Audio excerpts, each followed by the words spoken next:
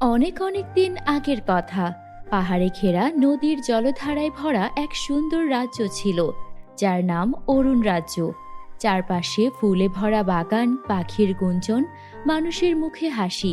এ যেন ছিল সুখের এক অপরূপ জায়গা। আর রাজ্যের রাজা প্রতাপ ছিলেন ন্যায়পরায়ণ শাসক।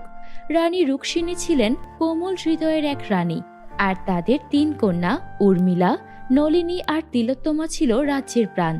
তবে তারা শুধু রাজকন্যাই নয়, তারা ছিল তিন পরী রাজকন্যা, যা ছিল এক বৃদ্ধার ভবিষ্যৎবাণীর গুণ। উর্মিলার হাতে ছিল আলোর শক্তি, নলিনীর কণ্ঠে ছিল সঙ্গীতের জাদু, আর তিলোত্তমার চোখে ছিল স্বপ্নের জাদু, যে ভবিষ্যৎ দেখতে পারত। কিন্তু সুখের রাজ্যে কখনোই দীর্ঘদিন শান্তি থাকে না। দূরের অন্ধকার পর্বতের গুহায় বাস করত এক অন্ধকার ভয়ঙ্কর জাদুকর, যার নাম অসুর। তার একটাই লক্ষ্য, অরুণ রাজ্য দখল করে মানুষের আনন্দ কেড়ে নেওয়া। তাই সেই অসুর সবসময় জাদুবিদ্যা নিয়ে ধ্যানমগ্ন থাকত। এক বিকালে সূর্য অস্ত যাচ্ছে, আকাশ কালচে। তিন বোন বাগানে হাঁটছিল। আজ আকাশটা কেমন যেন অস্বাভাবিক মনে হচ্ছে। মনে হচ্ছে আকাশের আলো যেন ম্লান হয়ে আসছে। হ্যাঁ আপু, আকাশটা যেন শান্ত। এমন নীরবতা আমি আগে কখনো দেখিনি। আজকে পাখিরাও যেন গান গাইছে না। আপু, গতকাল রাতে আমি স্বপ্নে দেখেছি কালো ছায়া পুরো রাজ্য ঢেকে ফেলেছে। বাবা বন্দি হয়ে আছেন, অসুর আবার ফিরে এসেছে। বন্ধুরা, তোমরা যারা যারা গল্পটি দেখছো, তোমাদের নাম কমেন্টে লিখে জানাও। আমরা নেক্সট গল্প তোমাদের নাম দিয়ে বানাবো। তখন ওদের মধ্যে উর্মিলা বলল, বোন, তোর কথাই যদি সত্যি হয় তাহলে আমাদের সবাইকে প্রস্তুত থাকতে হবে, যেন আমরা শয়তান অসুরকে পরাজিত করতে পারি, সেই সাথে আমাদের রাজ্যকেও বাঁচাতে পারি। এইসব কথা বলতে বলতে সন্ধ্যা হয়ে যায়। তারা তিন পরী রাজকন্যা প্রাসাদে ফিরে যায়, আর তারা আলোচনায় বসে কিভাবে এগুলে রাজ্যের সবার ভালো হবে। অন্যদিকে রাজসভায় বসে আছেন রাজা প্রতাপ, পাশে রানী রুক্মিণী। হঠাৎ বজ্রপাত শুরু হয়, সেই সাথে কালো ধোঁয়া চারপাশ ঘিরে ধরে, আর সেই কালো ধোঁয়ার ভেতর থেকে হাজির হয় শয়তান দুষ্টু জাদুকর অসুর। হা হা হা হা হা। রাজা প্রতাপ সিংহ, তোমার সুখের রাজত্ব শেষ হলো। আজ থেকে অরুণ রাজ্য হবে আমার অন্ধকার সাম্রাজ্য। তুমি পারলে আমাকে আটকে দেখাও। শয়তান জাদুকর, তুমি যতই অন্ধকার ছড়াও, মানুষ কখনোই তোমাকে মানবে না, সেই সাথে সবাই তোমাকে ধ্বংস করে ফেলবে। আহ, ওরা আমার কিচ্ছু করতে পারবে না। আমি এই পৃথিবীর সবচেয়ে শক্তিশালী জাদুকর। আর মানুষ হাসুক, আনন্দে বাঁচুক, গান গাক, তা আমি সহ্য করতে পারি না। হা হা হা হা হা। অসুর জাদুর শিকল ছুঁড়ে রাজার হাত বেঁধে ফেলে। রানী রুক্মিণী চমকে ওঠেন এবং রাজাকে হাত বাঁধা অবস্থায় দেখে অনেক কান্না করতে থাকেন। রানী, তুমি কান্না করো না, আমার কিছুই হবে না। আমাদের কন্যারা এই কালো জাদুর হাত থেকে রাজ্যকে বাঁচাতে পারবে। তুমি মনে রেখো, আলো, সঙ্গীত আর স্বপ্নই আসল শক্তি, যা ওদের মধ্যে আছে। তারপর দুষ্ট অসুর রাজাকে নিয়ে কালো ধোঁয়ার মধ্যে মিলিয়ে যায়। রানী কান্নায় ভেঙে পড়েন। তখনই রানীর তিন পরিকন্যা সেখানে আসে। মা, তুমি এখানে একা বসে কান্না করছো কেন? আর বাবাই বা কোথায়? তাকে প্রাসাদের কোথাও দেখতে পাচ্ছি না কেন? বড় মেয়ের কথা শুনে রানী কান্না করতে করতে সব ঘটনা বলতে থাকে। সেই সাথে অসুরের শক্তির কথাও বলে। মা, তুমি কান্না করো না, আমরা থাকতে বাবার কোনো ক্ষতি হবে না, সেই সাথে রাজ্যের ক্ষতিও করতে দেব না। মেয়ের কথা শুনে রানী কিছুটা স্বস্তি পান, তাই মেয়েদের সব কৌশল বলে দেন এবং তাদের বিশেষ ক্ষমতা কাজে লাগানোর কথাও বলেন। আমাদের বাবা বন্দী হয়ে গেছেন, আমরা কি তাকে ফিরিয়ে আনতে পারবো? আমরা কি দুষ্ট অসুরকে পরাজিত করতে পারবো? উর্মিলা বলে, বোনেরা, ভয় পেলে চলবে না, আমরা তিনজন একসাথেই থাকবো, অন্ধকার ভাঙতে পারবো, আর আমাদের বিশেষ ক্ষমতা আছে, যা কাজে লাগানোর সময় এসে গেছে। তিলোত্তমা তখন বলে, আপু, আমি স্বপ্নে দেখেছি আমরা তিনজনের হাতে হাত রেখে শক্তি একত্র করলে অসুরকে হারানো সম্ভব। তাহলে চলো, আমরা আর দেরি না করে আমাদের বাবা আর রাজ্য দুটোকেই বাঁচাই। আমাদের এখনই শুরু করতে হবে। তারপর তারা তিন পরী রাজকন্যা তাদের শক্তি প্রয়োগ করে এবং তাদের ডানা দিয়ে আকাশে উড়ে অসুরের গুহার সন্ধান করতে থাকে। তারা তিন পরী রাজকন্যা বোন এক রহস্যময় বনে পৌঁছে যায়, যেখানে বাতাস শীষ দিচ্ছে, গাছগুলো দুলছে। হঠাৎ গাছপালা জীবন্ত হয়ে ওঠে, আর এসব দেখে তারা সেই বনে কিছুক্ষণ অবস্থান করে। তোমরা বাঁচতে চাইলে ফিরে যাও, অন্ধকার তোমাদেরকে গ্রাস করবে, তাই আর সামনের দিকে যেও না। ওদের তিন বোনকে একটা জাদুকরি গাছ ডেকে এই কথা বলতে থাকে। না, তুমি আমাদের আটকাতে পারবে না, আমরা তোমার কোনো কথাই ভয় করি না। উর্মিলার কথা শুনে গাছগুলো শান্ত হয়ে যায়, তাদেরকে ছেড়ে দেয়। চারিদিকে আলোর ঝলকানি। তিলোত্তমা হেসে বলে, দেখলে, ভয় ভাঙতে আমাদের শক্তিই যথেষ্ট। এবার আমাদের দুষ্টু অসুরের গুহায় যেতে হবে। এই কথা বলে তারা তিন পরী রাজকন্যা অসুরের গুহার দিকে এগিয়ে যায়। তারা একটা গুহার কাছে পৌঁছে যায়। তখন কালো পোশাক পরা এক নারী সামনে আসে, যে অসুরের সহযোগী। তার নাম মায়াবিনী। তোরা রাজকন্যারা কি ভেবেছিস কালো জাদুকরের দুর্গে পৌঁছানো এত সহজ? তোরা বাঁচতে চাইলে ফিরে যা। তুমি কে তুমি? আমাদের পথ আটকাচ্ছ কেন? আমরা অসুরের কাছে যাব, তুমি আমাদের যেতে দাও। আমি অন্ধকারের রানী, আমি তোদের স্বপ্ন ভেঙে দেব। আর জাদুকরের সাথে দেখা করতে হলে আমার সাথে লড়াই করতে হবে, তবেই তোরা ভিতরে যেতে পারবি। তিলোত্তমা বলে, স্বপ্ন কখনোই ভাঙে না, স্বপ্নই আমাদের শক্তি, আমরা তোমার সাথে লড়াই করতে প্রস্তুত। তারপর মায়াবিনী তার চোখ দিয়ে জাদুর আগুন ছোড়ে, অন্যদিকে উর্মিলা আলোর ঢাল নামায়। শেষে তিনজনের শক্তি এক হয়ে মায়াবিনীকে পরাজিত করে, সে ধোঁয়ায় মিলিয়ে যায়। তারা তিন পরী রাজকন্যা বোন কালো দুর্গে প্রবেশ করে। তখনই তারা তাদের হাত বাঁধা বাবাকে দেখতে পায়। তখনই উর্মিলা, নলিনী ও তিলোত্তমা কান্নায় ভেঙে পড়ে। অবশেষে তোমরা এলে, ভেবেছো আমাকে হারাতে পারবে? হা হা হা হা হা। কিন্তু আমি তোমাদের শেষ করে ফেলবো, সেই সাথে তোমাদের সব শক্তি আমার করে নেব। তুমি ভুল কথা বলছো, অন্ধকার কখনোই আলোকে হারাতে পারে না, তাই তুমি আমাদেরকে পরাজিত করতে পারবে না। উর্মিলার কথা শুনে অসুর বিশাল এক আগুনের গোলা ছোড়ে, যেন ভয়ে দুর্গ কেঁপে ওঠে। অন্যদিকে তিন পরিকন্যা একসাথে দাঁড়ায় এবং তাদের তিন শক্তি এক হয়ে বিশাল এক আলোর ছটা তৈরি করে। অসুর চিৎকার করে ধোঁয়ায় মিলিয়ে যায়। দুর্গ ভেঙে পড়ে, রাজা প্রতাপ মুক্ত হয়ে যান, যা দেখে তারা তিন পরিকন্যা আনন্দে হাসতে থাকে। আমার সাহসী কন্যারা, তোমরা প্রমাণ করেছো একতা আর ভালোবাসাই সবচেয়ে বড় শক্তি।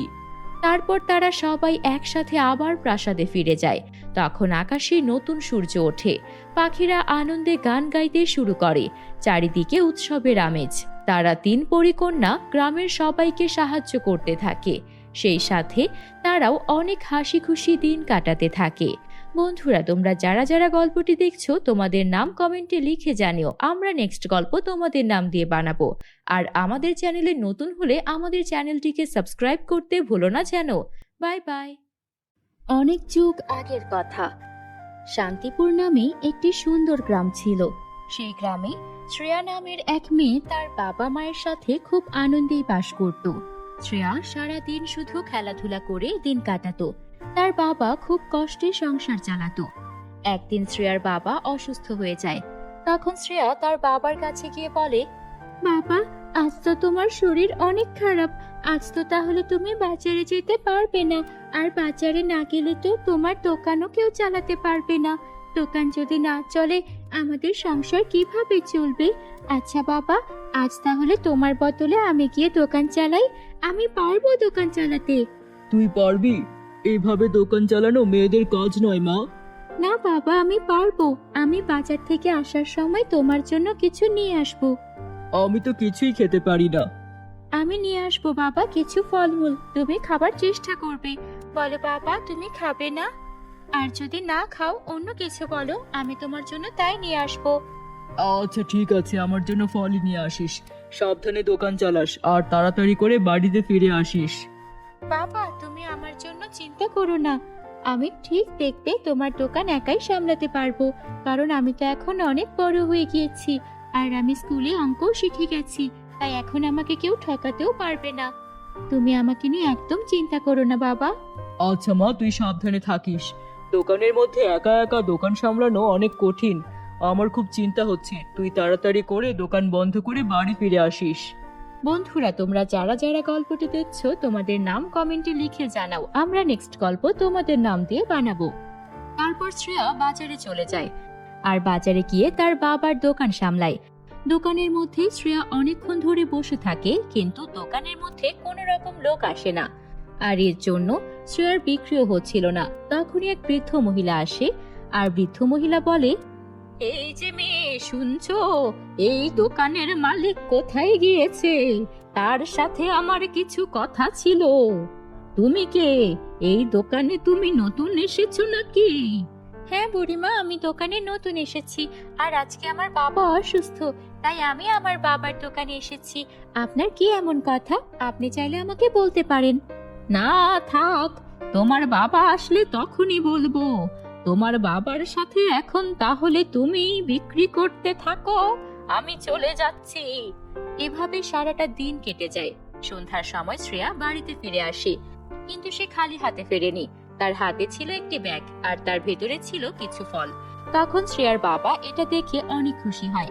তখন শ্রেয়ার বাবা তাকে বলে, আমার মেয়েটা আমার জন্য কত কষ্ট করে, আমার জন্য দোকানে কাজ করে আবার ফলও কিনে নিয়ে এসেছে। আমি সত্যি তোকে কি বলে যে ধন্যবাদ দেব, কিন্তু আমার যে মনে হচ্ছে রে মা, আমি আর কোনোদিন সুস্থ হতে পারবো না। এভাবে বলো না বাবা, তোমাকে ছাড়া যে আমিও নিঃস্ব হয়ে যাব। সারাদিন দোকানে তেমন বেচা কিনা হয়নি, তবে তুমি চিন্তা করো না, আমি একটা না একটা ব্যবস্থা ঠিক করে ফেলবো। সকালে ঘুম থেকে উঠে শ্রেয়া মুরগিগুলোকে খাবার দেয়। শ্রেয়া প্রতিদিন ওর মুরগিগুলোর দেখাশোনা করত। প্রতিদিনের মতো আজও ও বাজারের দিকে এগোতে থাকে, আর তারপর বাবার দোকানে বসে। এসে দেখে সেই বৃদ্ধ মহিলাটি আবারও সেখানে এসে অপেক্ষা করছে। আপনার কি প্রয়োজন আমাকে বলতে পারেন, আপনি তো কালকেও এসেছেন, আজকেও এলেন। আপনি আমাকে বলুন না কি হয়েছে, কি প্রয়োজন এই দোকানে, আর আমার বাবাকে কি বলতে চান? আমার অনেক প্রয়োজন তোমার বাবাকে, তুমি তো অনেক ছোট, তোমাকে এসব বলে লাভ হবে না। আপনি আমাকে বলেন না।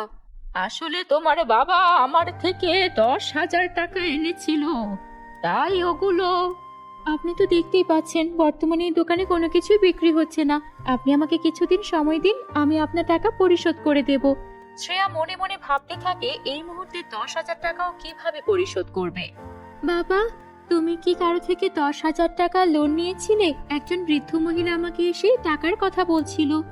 হ্যাঁ, আসলে নিয়েছিলাম তো, কিন্তু ওনাকে তো বলেছিলাম কিছুদিন পর আমার থেকে নিতে।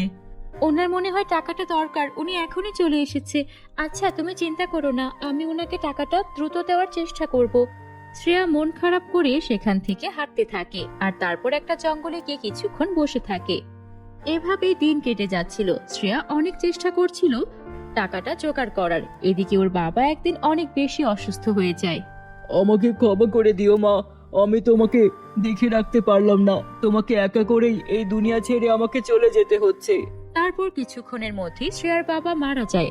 শ্রেয়া অনেক কান্নাকাটি করে। বাবাও আমাকে ছেড়ে চলে গেল, আমার কাছে তো এখন টাকাও নেই। আমি এখন কিভাবে বাবার ওই ঋণ পরিশোধ করব?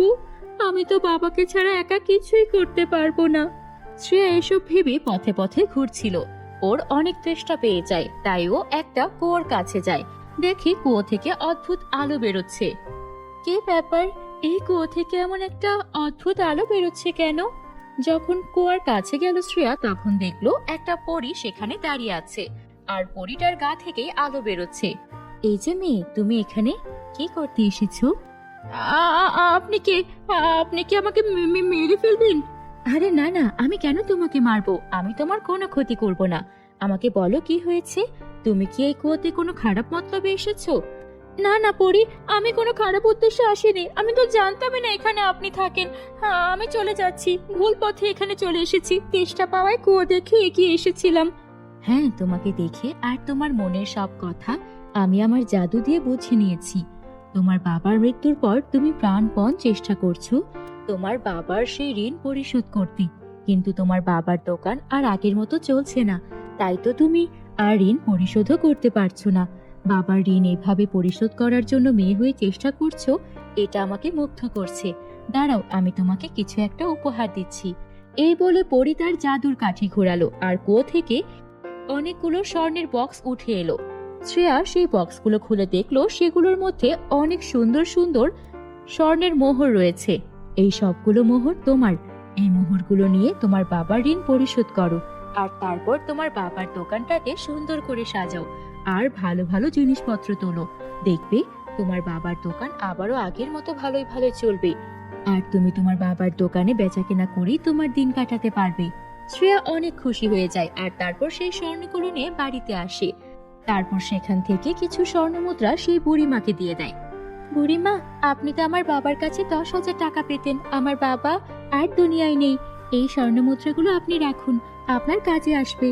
আমি তো মাত্র 10,000 টাকা দিয়েছিলাম, এগুলোর মূল্য তো লাখ লাখ টাকা হবে।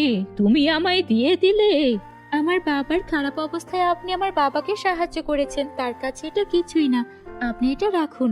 তারপর শ্রেয়া ওর বাবার দোকানটাকে আবারও সুন্দর করে সাজালো আর সেই সোনার পরীর দেওয়া স্বর্ণমুদ্রা দিয়ে ওর বাকিটা জীবন সুখে শান্তিতে কাটতে লাগলো। বন্ধুরা, গল্পটি ভালো লাগলে একটা লাইক করে দিও। আমাদের চ্যানেলে নতুন হয়ে থাকলে আমাদের চ্যানেলটিকে সাবস্ক্রাইব করতে ভুলো না যেন। Bye bye. অনেকদিন আগের কথা। একটা সুন্দর গ্রাম ছিল, আর সেই গ্রামের এক কোণে বাস করত এক বিধবা মা। তার 3 মেয়ে। বড় মেয়ের নাম সাদিয়া, যে মায়ের কাছে বসে সেলাইয়ের কাজে সাহায্য করে। মেঝো মেয়ের নাম মাইশা, সে সব সময় ঘর গোছাতো। আর ছোট মেয়ের নাম ছিল শিউলি। শিউলি অনেক আদরের ছিল, তাই ওকে কোনো কাজ করতে হতো না।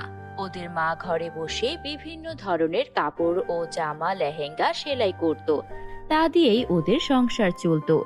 সেই সাথে তিনি এভাবেই মেয়েদের বড় করছিলেন। একদিন তার মেয়ে সাদিয়া বলে, মা, কালকে সকালে তুমি কাপড় নিয়ে আসলে আর আজকে তা শেষ করে ফেললে। তোমার হাতে মা জাদু আছে। সাদিয়ার এই কথা শুনে ওর মা হাসতে থাকে আর কাপড় সেলাই করতে করতে বলে, মারে, আমার হাতে জাদু আছে কিনা জানি না, কিন্তু সকল কথা ভেবে আমাকে সেলাইয়ের কাজ চালাতে হয়, তাই হয়তো বেশি কাজ করতে পারছি। মায়ের এই কথা শুনে সাদিয়া মন খারাপ করে বলে, মা, আজকে যদি বাবা বেঁচে থাকতো তাহলে হয়তো এমন কষ্ট তোমাকে করতে হতো না। আর আমরা এত অপয়া যে আমরা আমাদের বাবাকে মেরে ফেললাম। এই কথা বলে সাদিয়া কান্না করে দেয়। তখন মেয়ের কান্না দেখে ওদের মা সেলাইয়ের কাজ না করে মেয়ের কাছে যায় আর বলে, সাদিয়া, তুমি এসব কি বলছো মা? আমি কি তোমাকে কোনোদিন তোমাদের বাবার মৃত্যুর জন্য দায়ী করেছি? তাহলে আজ হঠাৎ কেন এই কথা বলছো? মায়ের কথা শুনেও সাদিয়া কিছুই বলে না, শুধু কান্না করতে থাকে। তখন তার মেঝো মেয়ে আসে আর বলে, মা, আপু সত্যি কথাই তো বলছে। কাকিমা আমাদের 3 বোনকে অপয়া বলে বলে আমরা নাকি আমাদের বাবাকে মেরে ফেলেছি। মেয়েদের কথা শুনে ওদের মা অনেক কষ্ট পায় আর বলে, আল্লাহ তাআলা দুনিয়ার ভালো মন্দ সবকিছু নিজে সৃষ্টি করেছেন, আর তাই আমাদের সবকিছু দেখে শুনে চলতে হবে। অনেকেই কটু কথা বলবে, এসব শুনে কষ্ট পাওয়া যাবে না। বন্ধুরা, তোমরা যারা যারা গল্পটি দেখছো তোমাদের নাম কমেন্টে লিখে জানাও, আমরা নেক্সট গল্প তোমাদের নাম দিয়ে বানাবো। ওরা ওদের মায়ের কথা শুনে বুঝতে পারে যে কেউ যদি ওদেরকে কটু কথা বলে তাহলে ওটা ওদেরকে মনে কষ্ট হিসেবে নেওয়া প্রয়োজন হবে না। ওরা যেন এসব কথা না শুনে ওদের কাজ মন দিয়ে করে। একদিন সাদিয়া, মাইশা আর শিউলি রাস্তা দিয়ে হাঁটছিল। সেই পথ দিয়ে একজন মহিলা অনেকগুলো শপিং ব্যাগ নিয়ে যাচ্ছিল। সেই মহিলা একা একা এতগুলো ব্যাগ নিয়ে যেতে পারছিল না। উফ, এত শপিং করতে হয়, তাও আবার এত দূরে এসে, আর এগুলো সেলাই করতে গিয়ে ঝামেলায় পড়তে হয়, আর হেঁটে যেতে ভালো লাগছে না। কাকিমা, আপনি যদি অনুমতি দেন আপনাকে একটা কথা বলি। আপনি যদি আমাদের কথা বিশ্বাস করেন তাহলে আমাদের মায়ের কাছে যান। আমাদের মা অনেক ভালো সেলাই করতে পারেন। আরে সত্যি নাকি?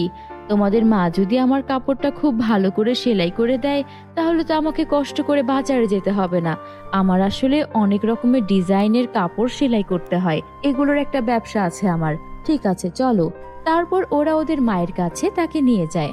সেই মহিলা অনেকগুলো ডিজাইন ওদের মাকে বলে দেয় আর কিছু টাকা অ্যাডভান্স করে দেয়। আপা, আপনাকে যেমন বলেছি আপনি ঠিক তেমন করে ডিজাইন করবেন, আমি সময় মতো এসে নিয়ে যাব। মহিলার কথা শুনে ওদের মা বলে, আপনি কোনো চিন্তা করবেন না, আর আমি আপনার কাপড় সেলাই সুন্দর করে দেব, আপনি নিশ্চিন্ত মনে বাড়ি চলে যান।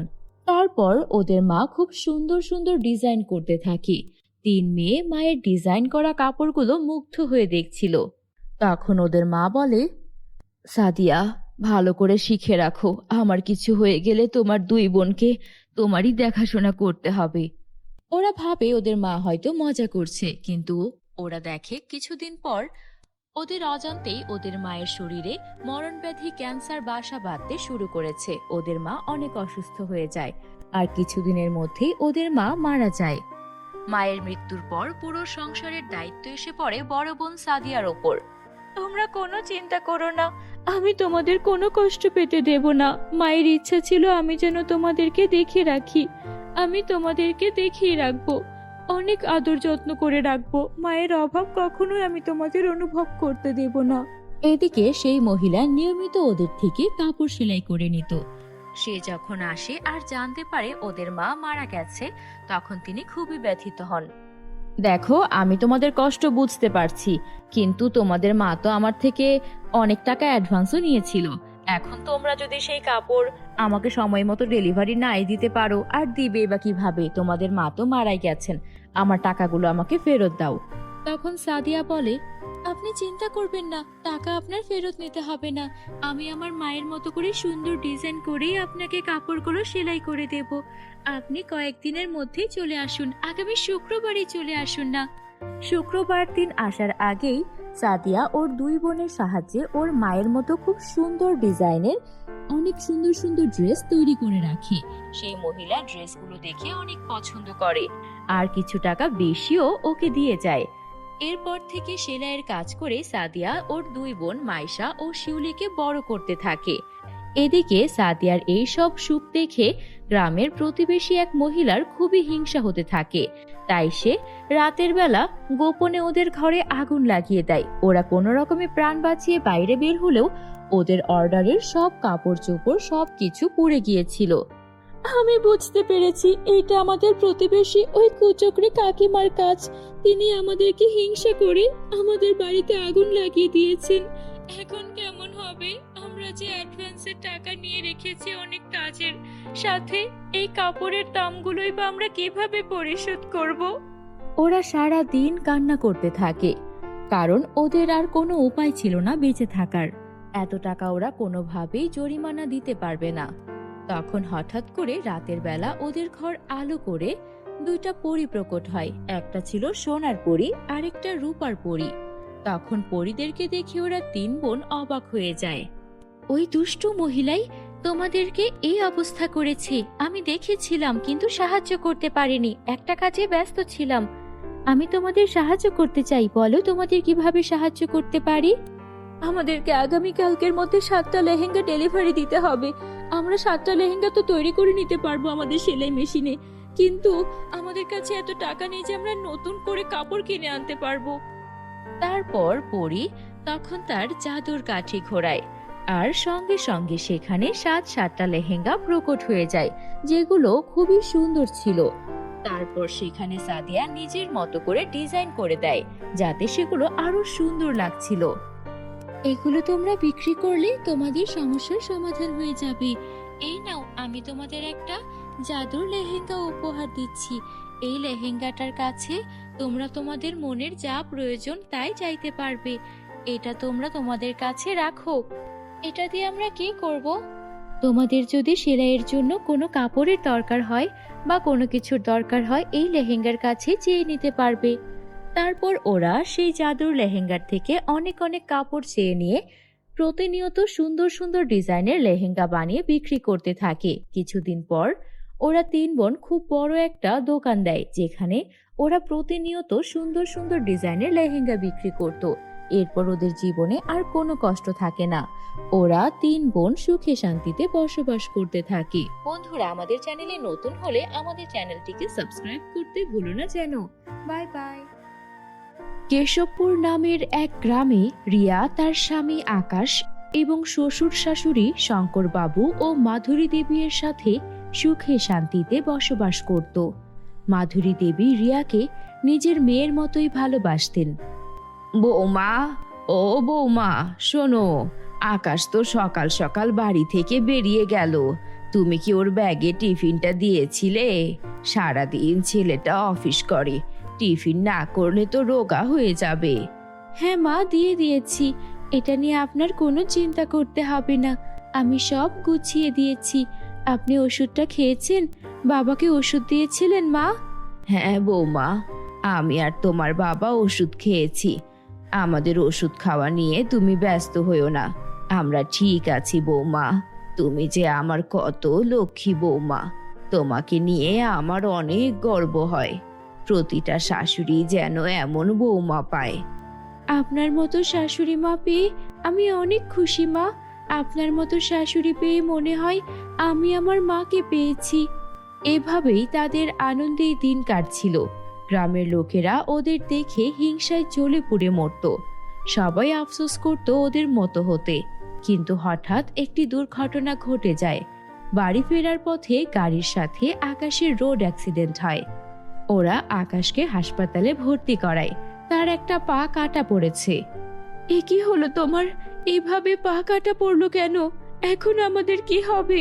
তোমার রোজগারেই তো আমাদের সংসার চলতো। এখন আমি বাবা মাকে কি বলবো? তোমার এইভাবে এই অবস্থা, আমি যে কিছুই ভাবতে পারছি না। আমিও কিছুই ভাবতে পারছি না। এখন আমাদের সংসার কিভাবে চলবে? আমি তো মাত্রই তোমাকে বিয়ে করে নিয়ে আসলাম, আমার একটা পা কাটা পড়েছে। আমি আর আগের মতো অফিসও করতে পারবো না। তুমি এখন বলো, এখন আমার কি করা উচিত? জানি না, আমি কিছুই জানি না। তুমি থাকো, বাড়িতে বাবা মায়ের অবস্থাও ভালো না। আমি ওনাদেরকে দেখি, তারপর বিকেলে আবার আসবো। রিয়া একদম হিমশিম খাচ্ছিল, কিভাবে সবকিছু সামলাবে ভেবে পাচ্ছিল না। তখন ওর মনে পড়ে যে ও ছোটবেলায় সেলাইয়ের কাজ শিখেছিল। ও তখন থেকেই সেলাইয়ের কাজ করতে শুরু করলো। বাবা মা, আপনারা একদম চিন্তা করবেন না, আমি সেলাইয়ের কাজ করে এই সংসার চালাবো। আমার স্বামীকেও আমি একদিন ঠিক সুস্থ করে তুলবো। বন্ধুরা, তোমরা যারা যারা গল্পটি দেখছো তোমাদের নাম কমেন্টে লিখে জানাও। আমরা নেক্সট গল্প তোমাদের নাম দিয়ে বানাবো। এভাবেই সব বাধা বিপত্তির মধ্যেও রিয়া সংগ্রাম করে সংসার চালিয়ে যাচ্ছিল। এভাবেই দিন কাটতে থাকে। একদিন রিয়ার ব্যাগটা নষ্ট হয়ে যায়, তাই ও তখন একটা পুরনো ব্যাগের দোকানে যায়। ওর নজর পড়ে একটি পুরনো ব্যাগের দিকে। আরে বাহ, এই ব্যাগ তো অনেক সুন্দর। বাড়িতে আমার ব্যাগটা বেশ অনেকদিন ধরে নষ্ট হয়ে পড়ে আছে। একটা ব্যাগের খুব দরকার। আমার শাশুড়ি মাও বলেছিলেন এই ব্যাগটা বদলে অন্য আরেকটা ব্যাগ আনতে, কিন্তু আমার যে আয়ের অবস্থা, আমি কি করে এই ব্যাগটা কিনতে পারবো? এটা নিয়ে যান, এটার দাম খুব কম রাখবো। পুরনো একটা ব্যাগ কেউ নেয় না। একবার এক বুড়ি এই ব্যাগটা মাত্র 500 টাকাতে আমায় দিয়ে গেছে। আমি ভেবেছি এটা অনেক লাভ করে বিক্রি করব। কিন্তু এখন দেখি পুরনো ব্যাগ বলে কেউ নিতে চায় না। অনেক পুরনো ডিজাইন আমার দোকানে পড়ে পড়ে নষ্ট হচ্ছে। দাম তো আর বাড়বে না, আরো কমবে। ভাই, আমি যে মাত্র 200 টাকা সাথে করে এনেছি, বাকি টাকা আপনাকে আমি যদি আগামী সপ্তাহে দেই, আপনার কোনো সমস্যা নেই তো? আমি তো এইখানেই থাকি, আমার বাড়ি এই কাছেই। আরে হ্যাঁ হ্যাঁ, আমি আপনাকে চিনি। আমার বউ তো আপনার থেকে জামা সেলাই করে। অনেক সুন্দর জামা সেলাই করেন আপনি। নিয়ে যান, সমস্যা নেই, টাকা পরে দিয়েন। আজকে সামর্থ্য নেই বলে একটা পুরনো ব্যাগ আনতে হলো, অথচ আমি আমার স্বামীর সঙ্গে কত স্বপ্ন দেখেছিলাম, দুজনে মিলে কত সুন্দর করে বাড়িটা সাজাবো। এখন আমার স্বামীর চিকিৎসার টাকা, শ্বশুর শাশুড়ির চিকিৎসার টাকা জোগাড় করতে আমাকে হিমশিম খেতে হয়। তবুও ভালো, আমি একটা ভালো শ্বশুর বাড়ি তো পেয়েছি। ভাগ্য করে কজনই বা এমন ভালো শ্বশুর শাশুড়ির স্বামী পাই। আজকে যদি আমার এই পরিবারের বিপত্তি না হতো, তাহলে তো এত কষ্ট আমাকে করতে হতো না। একদিন সব ঠিক হয়ে যাবে। রিয়া ঘরের কাজ করতে গিয়ে অসাবধানতা বশত তার হাত থেকে কাঁচি সেই ব্যাগে গিয়ে লাগলো। সঙ্গে সঙ্গে ব্যাগটায় একটা ফাটল সৃষ্টি হলো, আর সেই ব্যাগ থেকে বেরিয়ে এলো একটা লাল টকটকে পরী, যার নাম জ্যোৎস্না পরী। আমি জ্যোৎস্না পরী, আর এটা সোনা রূপার ব্যাগ। তুমি কি জানতে না? তুমি কি জানো যে তুমি আমার প্রাণ বাঁচিয়েছো? আমি বহু বছর ধরে এই সোনা রূপার ব্যাগে বন্দি হয়ে আছি। এই সোনা রূপার ব্যাগটাকে একটা বুড়ি তান্ত্রিক আমাকে এখানে জাদু মন্ত্র করে বন্দি করে রেখেছিল। শুধু আমি না, আমাদের পরিরাজ্যের অনেক পরীকেই এই বুড়ি তান্ত্রিক জাদু মন্ত্র দিয়ে বন্দি করে রেখেছে। কেউ আছে জাদুর আয়নায়, কেউ আছে জাদুর সেলাই মেশিনে, আবার কেউ আছে জাদুর বইতে। আমি প্রতিদিন তোমার কথা শুনতাম, কিন্তু তোমাকে সাহায্য করার মতো আমার কাছে কোনো উপায় ছিল না, কারণ আমি বন্দি ছিলাম। আমি প্রতিদিন মনে মনে বলতাম, ইস, যদি কোনোভাবে এই মেয়েটা আমায় মুক্ত করত, তাহলে আমার প্রাণটা বেঁচে যেত। আমি ওই মেয়েটাকে কিছু না কিছু সাহায্য করতে পারতাম, কারণ আমি জানতাম তুমি অনেক কষ্টে আছো, তোমার স্বামীর পা কাটা পড়েছে। আপনি এসব কি বলছেন পরি? আমার মাথায় তো কিছুই ঢুকছে না, আমি তো কিছুই বুঝতে পারছি না। আমি কি স্বপ্ন দেখছি? একদম স্বপ্ন দেখছো না, তবে আমার এই বিশ্বাস ছিল একদিন এই সোনার উপর ব্যাগ ফেটে যাবে, আর তখনই আমি আমার আগের রূপ ফিরে পাবো। তোমাকে অনেক ধন্যবাদ, আমি তোমার স্বামীর পা একদম ঠিক করে দিচ্ছি। জ্যোৎস্না পরী আকাশের কক্ষে যায় এবং তার পা একদম সুস্থ করে যায়। আকাশ অবাক হয়ে নিজের পায়ের দিকে তাকায়। এই নাও, আমি তোমাকে এই জাদুর শাড়িটাও দিয়ে দিচ্ছি। এই শাড়ি পরে তুমি যখন আমাকে ডাকবে, আমি তখনই তোমার সামনে চলে আসব। আরেকটা কথা মনে রেখো, কখনোই কোনো কিছু নিয়ে লোভ করবে না, কেননা যদি লোভ করো তাহলে সবকিছুই আবার আগের মতো হয়ে যাবে। তোমার স্বামীর পা আবার কেটে যাবে, আর এই শাড়িটাও কিন্তু উধাও হয়ে যাবে। না না পরি, আপনি আমার জন্য, আমার পরিবারের জন্য যা করেছেন, এই ঋণ আমি কখনোই শোধ করতে পারবো না। আপনি আমার পরিবারকে নতুন জীবন দিয়েছেন, আমার কখনো লোভ করতে এতটুকুও মনে চাইবে না। আমি আপনার কাছে চিরকৃতজ্ঞ থাকবো। পরি খুশি হয়ে সেখান থেকে চলে গেল আর নিজের রাজ্যে ফিরে গেল। রিয়া যেন নিজের চোখকে বিশ্বাস করতে পারছিল না। রিয়ার পরিবার অনেক খুশি ছিল। রিয়ার জন্য তারা আবারও নতুন করে তাদের জীবন শুরু করতে পারলো। রিয়াও ওর স্বামীকে আবারও সুস্থ রূপে ফিরে পেয়ে অনেক খুশি ছিল, যেন আকাশে নতুন সূর্যের উদয় হয়। তারা সকলে এরপর থেকে সুখে শান্তিতে বসবাস করতে থাকে। বন্ধুরা, তোমরা যারা যারা গল্পটি দেখছো, তোমাদের নাম কমেন্টে লিখে জানাও। আমরা নেক্সট গল্প তোমাদের নাম দিয়ে বানাবো। বন্ধুরা, আমাদের এই গল্পটি তোমাদের কাছে কেমন লেগেছে? ভালো লাগলে একটা লাইক করে দিও আর কমেন্ট করে জানাও। তোমরা যদি আমাদের চ্যানেলে নতুন হয়ে থাকো, আমাদের চ্যানেলটিকে সাবস্ক্রাইব করতে ভুলো না যেন। Bye bye.